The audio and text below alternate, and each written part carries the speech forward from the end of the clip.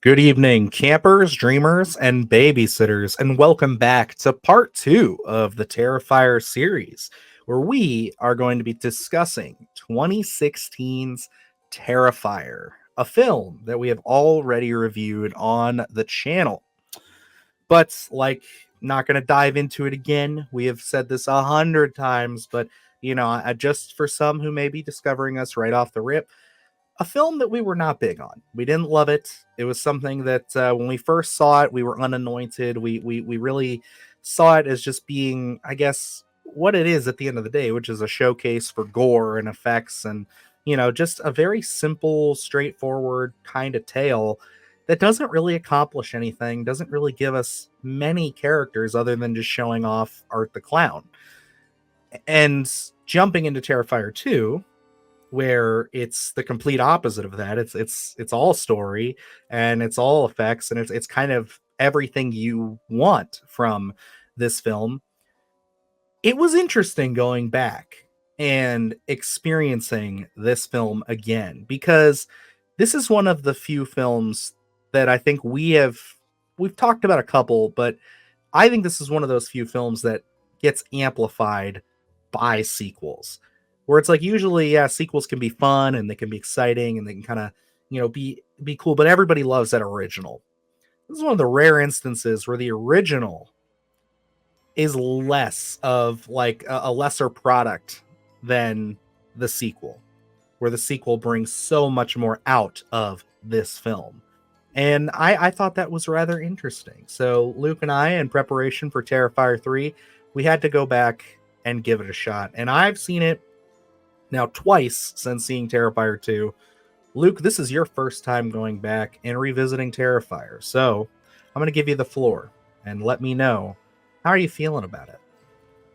Wholeheartedly, a completely different experience this time around. And I can't tell if it's that I love Terrifier 2 so much, if it's that 2 years ago when we saw Terrifier, we were really just starting this journey, hadn't really dove into a lot of low budget horror. I'll be honest, for me, when we started the podcast, it was lower budget horror was a harder sell for me. It was something where I could tell that it was low budget. It was harder for me to get into.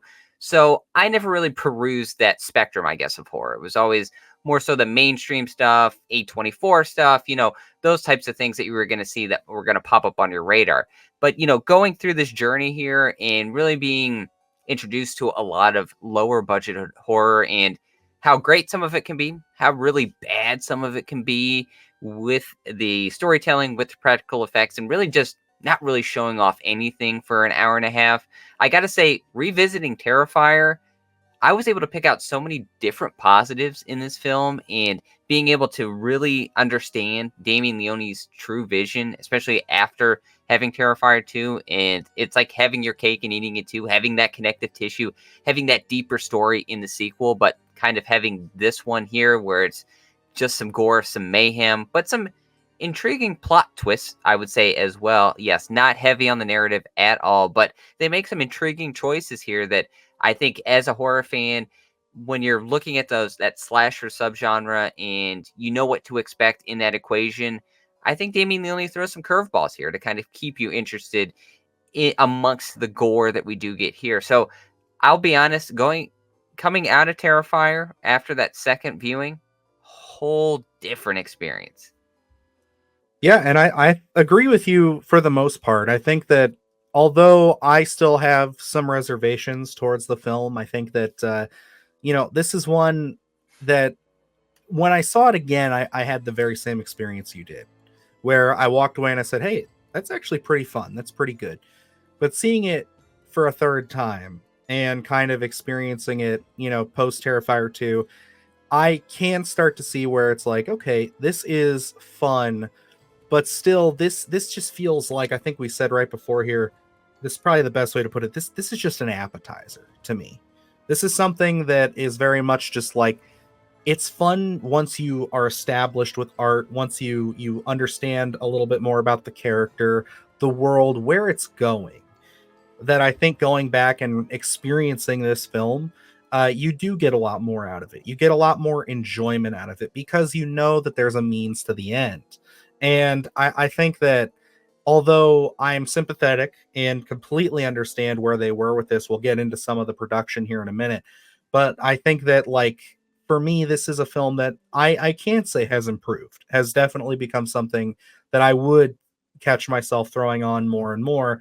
But in my heart of hearts, I still have to be honest with myself and say, had Terrifier 2 not come out and I was rewatching this movie again, it would still just be a kill reel. It would still just be, an interesting concept for a slasher who may or may not have some supernatural abilities at the end there that they kind of throw in the last few scenes. And I think it would have just still remained that. So that's really where I sit with it now at this point. Yeah, I think having that sequel certainly helps the viewing experience to a certain extent. But, looking at this one, and again, I think it's the journey that we're on here. The film itself, I think the beauty, a big plus of this film is it truly asks nothing from you. If you love gore and you just want to put on a disposable film, that's what Damien Leone has served up on a silver platter here, where it's not, we've seen some interesting films, Hold Your Breath recently, Daddy's Heads, Little Bites, all have an extra message to them. And it's a risky game where you can compose an interesting horror film, but when you put that extra layer, that layer of, oh, well, you have to connect some dots. I want you to think on this film, which is great. Some creators want to do that, but you run that risk of an audience saying, was it worth it? Was that message clear enough? Is it something where I thought they composed it well enough that I can connect those dots into my head? Because if you don't, it's a big negative on the film. Whereas Terrifier here, Damien Leone's vision was clear. Yes, it is a kill reel. As soon as he came out and said, this is kind of greatest hits. I want to show the potential of Art the Clown. For me, it was an easy flip because I was like, as us being aspiring creatives, we want to make films, we want to create our own properties. Sometimes it's a means to an end. You want to tell this epic 2-hour film, but you don't have the means to do it. So what can you do? Let's put a segment. Yes, and he did an hour and a half, almost an hour and a half of, Art the Clown killing people, which again, it doesn't ask anything from me. I can put this on, come in and out of the film if I just want to see some epic gore moments because it has a ton of them, and I would not be offended by it. Yes, it is low budget. I think going into it, you have to expect it. But in terms of some of the low budget stuff that we've seen, this is not nearly as offensive as some of the things that we've been introduced to. No, and I would definitely agree. There's a lot of, I guess it's an acquired taste is maybe a better way to put it. It's something that it grows on you. There is a spark to this, and I think that's kind of one of the biggest things that we have to give to Terrifier fans, like pure bred Terrifier fans who have been fans of Art the Clown and Damien Leone from this first outing, like this official outing. God forbid the people who loved it in All Hallows Eve. You guys are veterans of the game here, but like, we came in on Terrifier 2. That's when we grew an appreciation for it. But for people who saw the spark in this, it's like I have to give you all the credit in the world because we wouldn't have Terrifier 2, which has become one of my all-time favorite slasher films. Easily, I could say that. And this is just like we wouldn't have it without you guys supporting this film. And it's unfortunate that, like Luke said before, prior to us really doing this channel and diving into things, and if you watch our old review of this, you can see that we aren't very exposed to the low budget world as much as we may have thought we were. Yeah, we saw low budget movies, but we're talking about like mid-ranged A24 neon horror thrillers, you know what I mean?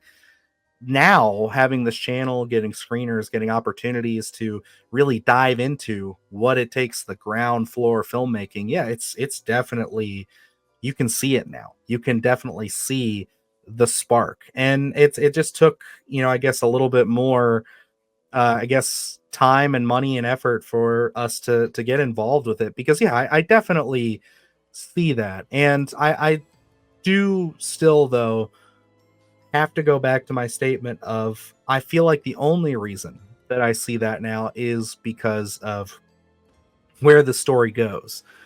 But not to just keep circling myself on that conversation, I do want to get into some of the production and a little bit of what it took to bring this film to the screen, because obviously, with this being our Terrifier series, we want to take a deeper dive into these films.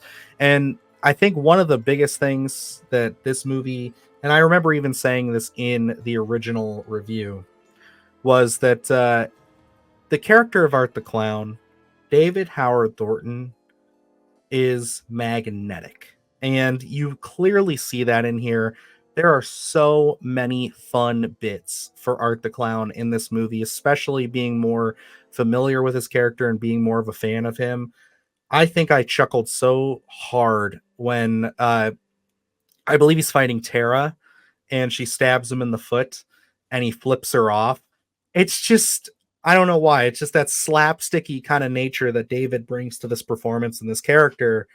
It just blew me away this time around. I was just like, I really let him take all of my attention and time in this one. And I mean, I think my favorite scene of all in this first Terrifier is the pizza shop scene.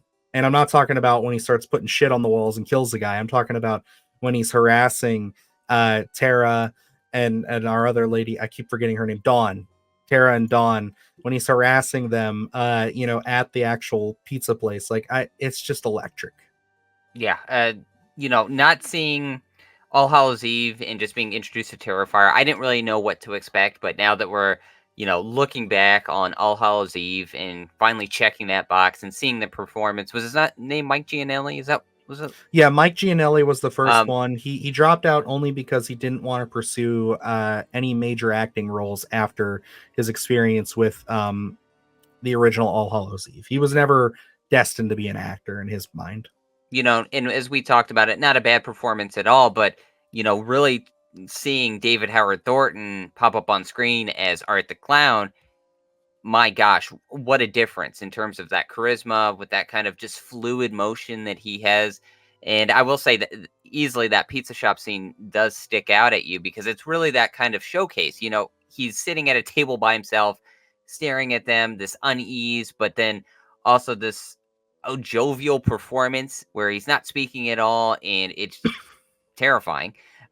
So looking at that, it's just a completely different experience. And for Art the Clown to not talk at all, but then still get that point across and that uneasiness and just the way he kind of keeps bombarding the ladies, but not like, being this lumbering figure. He's just kind of looming over them and staring at them and just doing these facials toward them that is just absolutely unsettling. That David Howard Thornton has such a great handle on his movements and his body that he could be sitting in a booth and still unsettle you with his movement. It's truly just a testament to the actor's ability there, because he is able to carry that throughout the film. One of my favorite scenes amongst everything is where he pulls out the gun and shoots Tara. I think that scene's great because it's completely unexpected.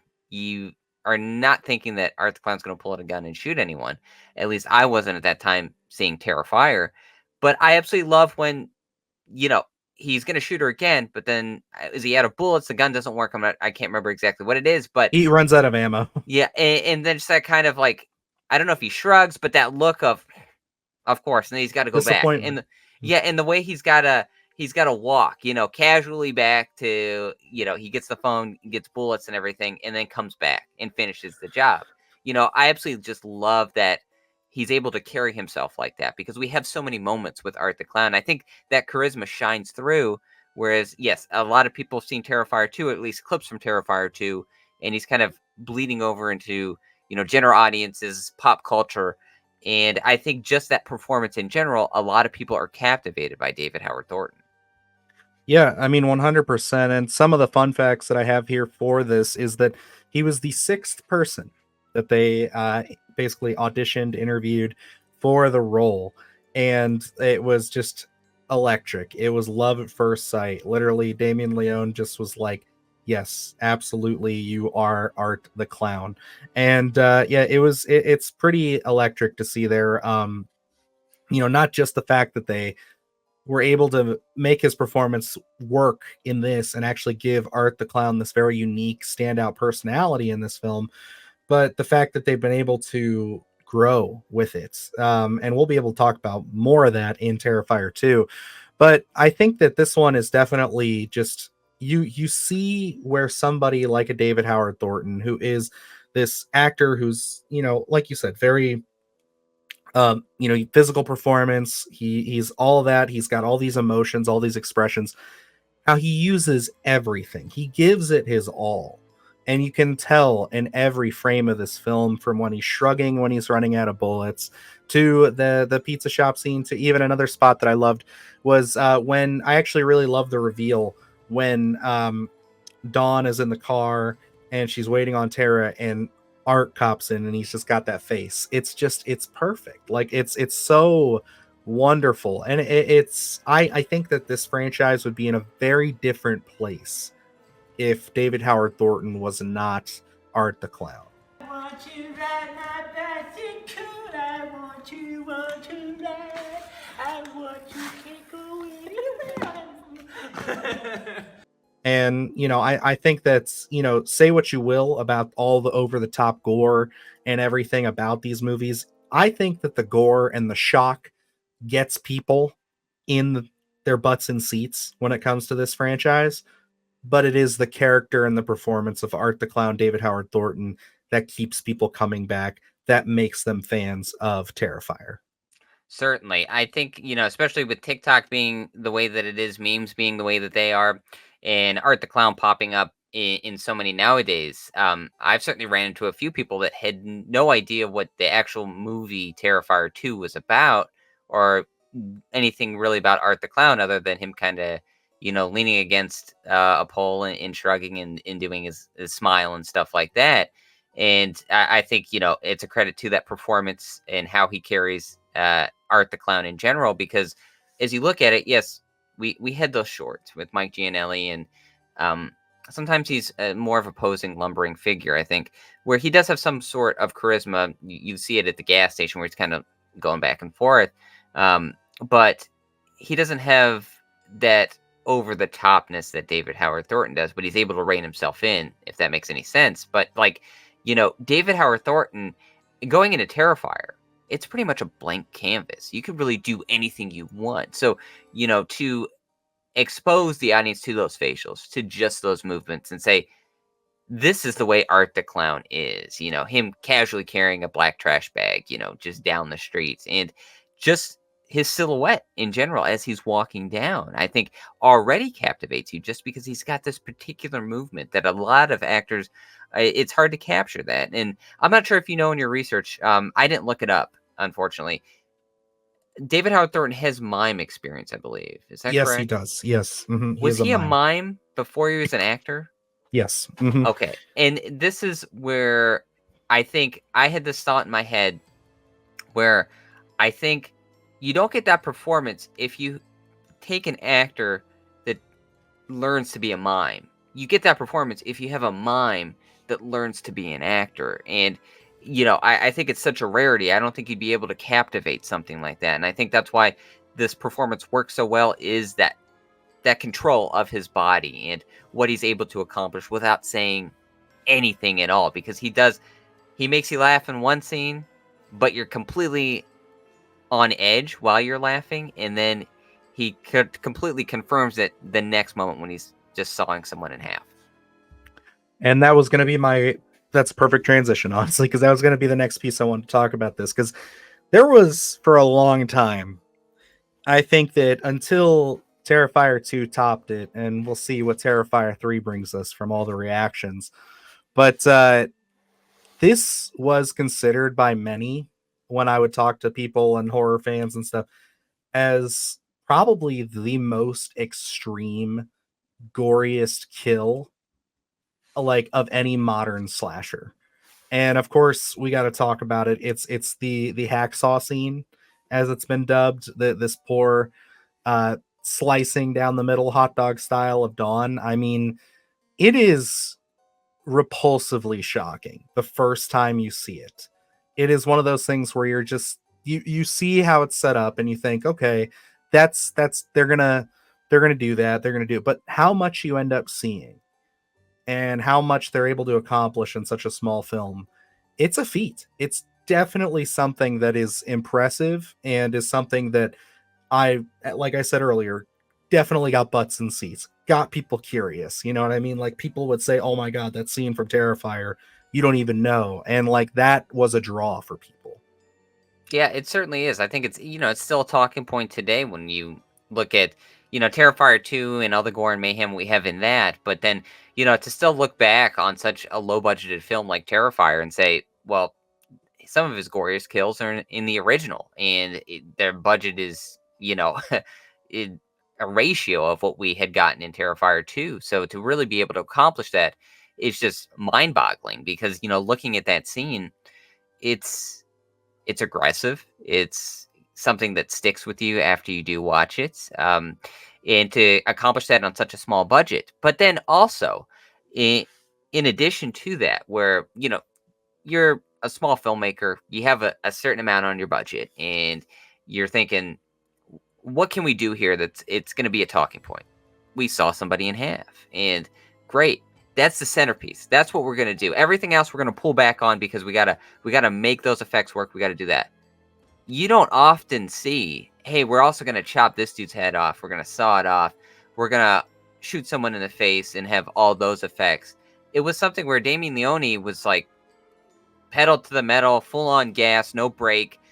Let's make every kill count here and do something that is going to have the audience talking to say, what are they going to do next? And it really does feel like anything's on the table. They don't stop. It's just like, we sawed someone in half. Hey, we still got a decapitation scene coming soon, guys. So stick around. It just never lets up. And I think that's the beauty of Terrifier. And, it pleases so many gorehounds to say, look what we can do. But then also, as a filmmaker, it tugs at your heartstrings to say, my gosh, they were able to accomplish this much, cover this much ground in such a small budget. So, for me, it's just, I'm not a huge fan of ultra violence or gore. I think there's a place for it, and I think it does work. Terrifier is kind of that outlier for me, where it's like, I know what I'm getting what I came for here. It's like, and I think it all melds so well into the story. Yes, Terrifier, not much of a narrative here, certainly, but I think as a small filmmaker, Damien Leone, what a bold move. I agree, and I think that on the whole, this is still one of, I think, the most like famous kills going forward. I think no matter what happens over the next few years, I mean, obviously we've seen filmmakers try to step it up and really start to implement their own styles of kills to really try to capture that lightning in a bottle moment of this. And we've seen it with In a Violent Nature, with the yoga scene. Everybody was going crazy about that. But I still think that there's a charm to this, and there's still something that's so shocking, so visceral. Each time you see this one, I think that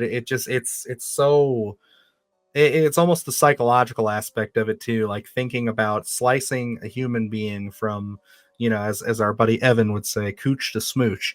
It's a very rough thing to consider. I mean, it's just when you start thinking about it like that, it sticks with you. And I think that's something that's very, very profound about Terrifier. If I'm going to get a little bit more deep on it, it's like there's more to it than just that. One piece to this that I do want to mention before we move on from the actual like slicing sequence is that the actress who plays Dawn, this poor woman, I mean, she was not only going through all of these horrific effects and having to be, naked and then hung upside down, but she was, when they were casting her body mold, when they were making her prosthetic, she ended up getting stuck in the mold for hours, and there wasn't enough like separation gel or whatever on the actual mold itself to get it loose, and they were like 99% sure they were going to end up taking her to the hospital to get her out of the body mold, and like she almost had to go, and it could have been terrible, like just being trapped in there. Like if you have claustrophobia of any kind, oh my god, I couldn't imagine just that feeling of being trapped in it. But she toughed it out, she made it happen, and yeah, it's definitely, that would have been a very scary moment if I was a director on a very small film like this. Absolutely, and it's again, I said it was a bold move to have a set piece like this in a film because you really don't know how it's going to go visually. As a director, that's what you're worried about. How's it going to come through on the lens, and is it going to be believable? Are people going to enjoy it, or is it just going to look too fake? But also, doing these small budgeted films, you also have to worry about, are we going to be able to pull this off for everyone's safety? Is that that's always a thing you run the risk of. You hear about these huge movies. Look at the with a Twilight Zone movie from the '80s, and the absolute horrific scene that had happened there. But looking at something like Terrifier, and something you probably don't even think about, where it's like, we'll be fine, and then you kind of get stuck in this predicament. But that's that DIY filmmaking of who would have thought that this could happen.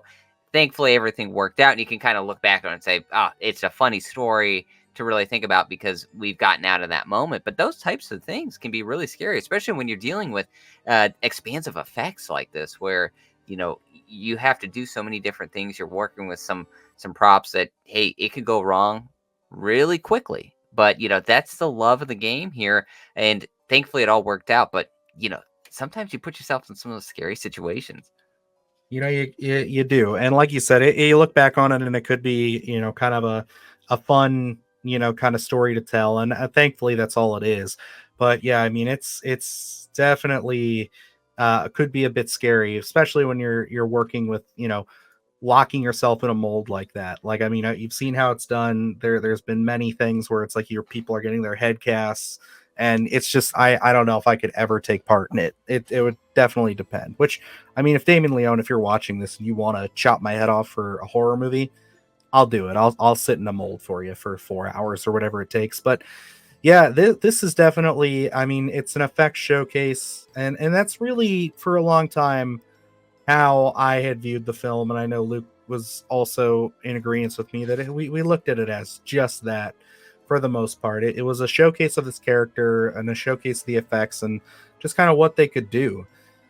But again, to kind of bring us full circle here and bring us home on Terrifier, I think that this is definitely something that, with age, with time, has gotten better, has become more of a bright spot for me, has definitely found its place amongst my horror collection and just my interest in general. And yeah, I mean, like, it's understandable to see why people caught to this, why people thought this was something special. And yeah, I mean, we didn't see it right off the bat, but again, now being bigger fans, I get it. I appreciate it. And I thank all of you who backed this film on Indiegogo when it was coming out, because without this, we don't get Terrifier 2. We don't get Terrifier 3. Art the Clown remains a very obscure slasher that never gets to be fully realized. So this film, although not my favorite, is certainly one of the most important that we're going to see. Like, this is one of the most defining and important moments in this series. Absolutely. Without this, it's a wild time to think you walk into Spirit Halloween. Hey, if you're lucky enough to get one of them tumbler cups, more power to you. They're a hot commodity. You walk into Hot Topic if you're lucky enough to grab a pop vinyl of Art the Clown. You walk into Spencer's, you can get pajama pants. It's just one of those things where it's a wild time to think in 2016. It was such a low budgeted film, and a lot of people didn't see it. It flew under the radar, and then Terrifier 2 comes out, and a lot of people start checking that one out, start noticing Art the Clown, and man, that trajectory of just 2 years and where we're at is Art the Clown being bleeding into pop culture, everyone being more aware. And it all started, yes, All Hallows Eve was that kind of starting point, but Terrifier, the original Terrifier, was really what got that showcase for Art the Clown. Really put the spotlight on him and said, Damien Leone said, this is what I want to do. I want to take this character, I want to expand on that narrative, I want to put some more connective tissue behind it, and also, meld in that gore that we absolutely love. And very rarely does that work. Very rarely do you get a shot like that. So yes, as you said, thanking the people who backed that Indiegogo. I mean, yeah, I couldn't imagine if we never got this film in 2016. It would be the horror space would be so different, as we're going to talk about Terrifier 2 and the effect that that's had on smaller budgeted films. But, laying the groundwork here and really understanding a character. And I know, yes, this one is kind of a kill reel of sorts, and having that connective tissue with the second one, I think you can go back and just enjoy this one as a buttload of fun. It's almost as a side mission playing a video game. They said In a Violent Nature was like playing a video game, killing people. I think this one feels like that as well, where it's like you're just Art the Clown going around causing mayhem, and you just can have a lot of fun. So, I think Terrifier 2 is always going to be my preferred because it does have that narrative, it has that connective tissue, it has some deeper characters, but this is a fun instance. This is a terrifying instance. Very rarely are you going to get deep rooted connective tissue with a serial killer in real life. Sometimes those things are just happening. Those events are opportunities. And I think I kind of look at Terrifier like that. Who knows what Art the Clown's day looked like? We know what his night looked like, but it's just kind of all these characters meeting and a lot of them not making it out. So I think this one is something a lot of people have to check out. It's got that DIY punk rock attitude. It's something that has a profound effect on the horror space in today's world, and it's something that is a love letter for gore hounds, for slasher fans, and of course, Art the Clown fans. I love it. I love it. It's very well said. And I think the only thing I can add to that is, again, it's always interesting to go back and put a new perspective on something that, again, we were very harsh on. And I think that we have to eat our Wheaties every single time we talk about this, because, we definitely raped this movie over the coals, man. Like, this was something we were not fans of. And I just think that, we just didn't see what other people saw. We just didn't see the bright spot. And then when we finally did, we looked at it more with an analytical, I guess some people might say rose-colored glasses rather than analytical glasses. But I think that there's a piece of this that you have to respect. And I think that that's my biggest takeaway coming from it. Will I revisit it as often as I do too? Not really. I'll revisit it probably more than I will All Hallows Eve. But I think, again, like you saying, this is like a kill reel. This is like a video game where it's just you're watching Art do his thing. It's fun. It is pure fun. You compared this earlier before we recorded to like Halloween Kills, where it's like we're just getting in, we're watching him do his thing that we love seeing him do, and the story comes a little bit later. And I can totally get behind that, and I can admit when I was wrong. And I think that that's the case with Terrifier. Again, I'm not sitting here saying that I'm a full 180 on it. I definitely think that it's, again, if Terrifier 2 didn't exist, this movie would probably be still where it sits. But I mean, man, I really, really am happy that I went back, gave this another shot, and have actually grown a bit more fonder of it. Yes, and to look at it, I think from a pure analytical standpoint might be a misfire, and I think that's maybe what we tried to do 2 years ago from this to I say, think so. Mhm. Matching it up for every other film that we've seen, and judge it, just by those boxes. I think looking at this one, understanding the story behind it, understanding Damien Leone's vision, and then also I think a lot of bonus points for looking at Terrifier 2 and him delivering on all the aspects that we found weak in the original film. Can really see that there's a love here. There's a story here. There's a character that we want to expand upon and really bring that to the audience and give them a different experience. So I think, to look at this one from purely analytical standpoint, it's hard to do because it's not a big budgeted film. It's something that, hey, hell, half the time you're going to be able to find Terrifier on any free streaming service. It's disposable. It's something where you could just turn on. You can go in and out of it. You're not really going to miss too much. So I think this one doesn't ask a lot from its audience, and the return is immense, as we're seeing as we're preparing for Terrifier 3. 100%. And as we prepare for Terrifier 3, we only have one more film to cover just before we sit down on Friday or Thursday, should say, October 10th, to all witness what art is bringing for us for Christmas. I don't know. I don't have the best way. I'm losing my voice a little bit, but nonetheless, guys, I'm excited to get there with you. I'm excited to check it all out. And yes, we will be dropping our part 3, the final part of the Terrifier series, just here in a few days.